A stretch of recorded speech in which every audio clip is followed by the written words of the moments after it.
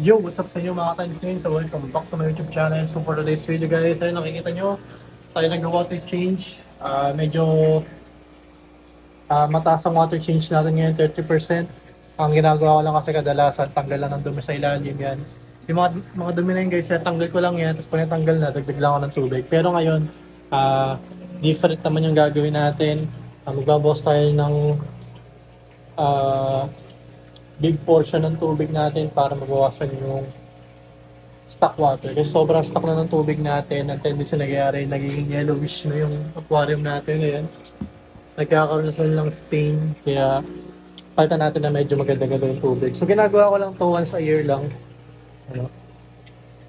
Ngayon, ito yung araw na yun. So, tapos may parating din pala tayo sa mga isda, abangan nyo yan. Guys, maglinis lang ako dito, tapos transition na lang pag dumating na yung mga isda. So guys, tuloy ako kayo mamaya. So guys, dumating na yung ating mga isda. Ayan, ano na natin to guys. Unpack na natin to guys dahil bukas meron pa akong defense kaya dapat mabilis lang natin ito masikaso dito. So yung mga koi long fin dito sa taas, regular koi dito sa baba, regular koi din. Tapos ito yung mga shogunkin, tapos mga glotetra sa kanya-kanya mga lagayan. So okay guys, simulan natin. So ito yung ating unang dalawang plastic. So malalaki yung ating shogunkin dito. Ito yung mga shogunkin goldfish feeders kung tawagin. Okay, gaganda ng size, tataba, lulusog.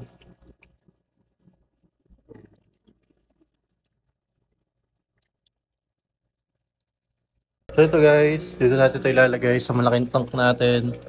Kasama ng mga mollies. Okay lang naman yan sila.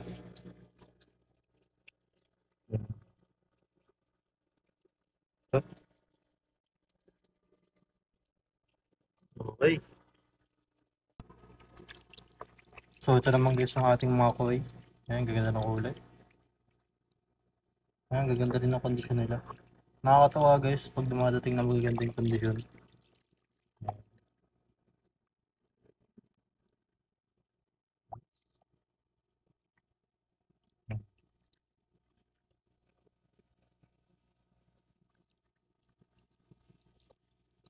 So lagyan na natin ito ulit.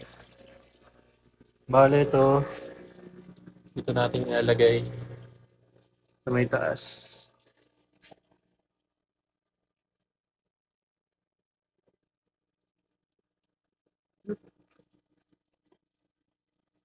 Okay.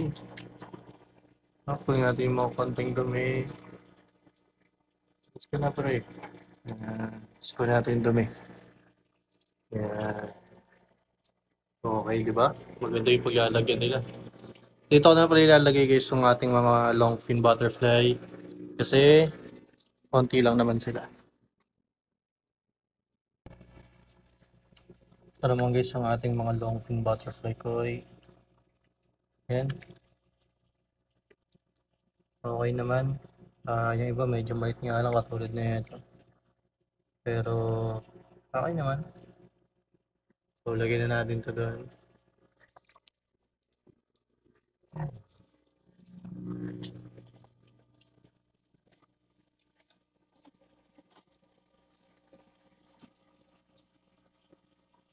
Yun.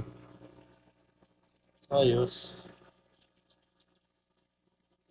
Mag-recover pa lang yan dyan guys.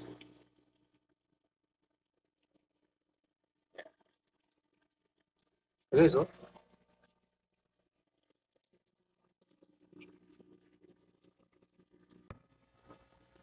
So ito naman guys yung ating mga mollies. Maganda ng size. Solid. Yan. Maganda. So lalagyan natin ito sa mga tubs. Ito may mga kulay. Isang plastic doon na pure black. Ilalagyan natin sa aquarium para mas madaling makita. Ito sa tubs. Kasi kitang kita naman to kahit nasa tubs yung mga yan. So ito naman guys yung ating mga black mollies. At meron pa pala tayo sa pang-plastic doon ng molly. Puro yellow naman. Ito ilalagay natin sa aquarium, tsaka yung yellow. So guys, ang ganda. Baka napapahalo. So yan, lagyan natin sa aquarium. Dito natin ilalagay yan. Bakante pa tayo guys. Dami pa natin bakanting aquarium. Lang guys, lagay ko lang itong mga to.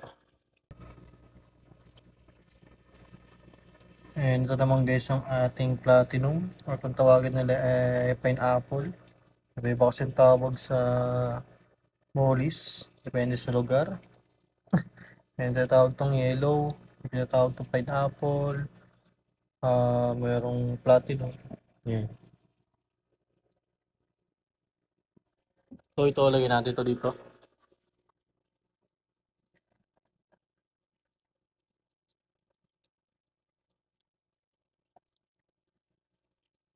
So yun guys, lalagay ko ito sa lagayan nila, no, sa mga tabs to. Kasi pag sa tab yan guys, kitang-kita naman sila.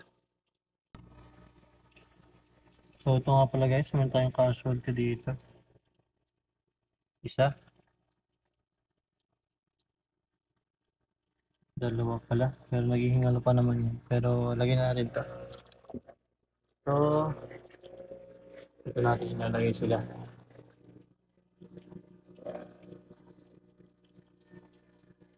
Okay.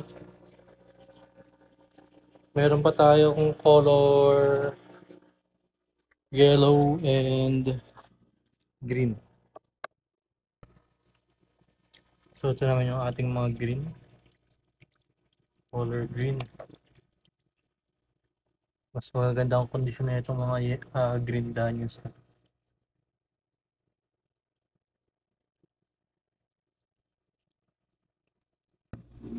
So ito na yung pinakalas natin guys na plastic.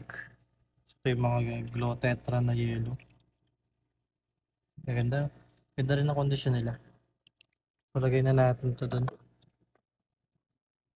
So yun guys, pasok tayo sa fish room at ayun, makapansin natin na medyo nadagdagan.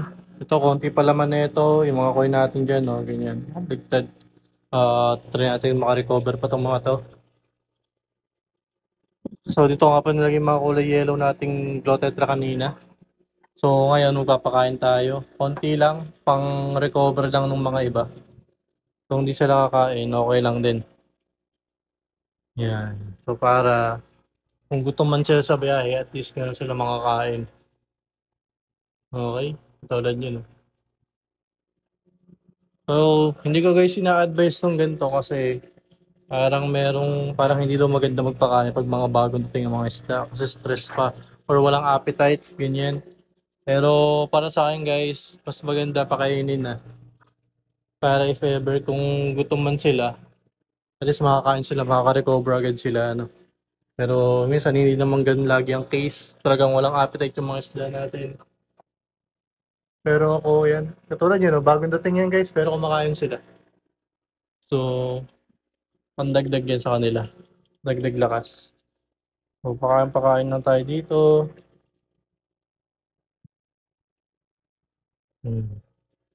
Ang pinapakain ko nga palagay sa kanila ay PO1.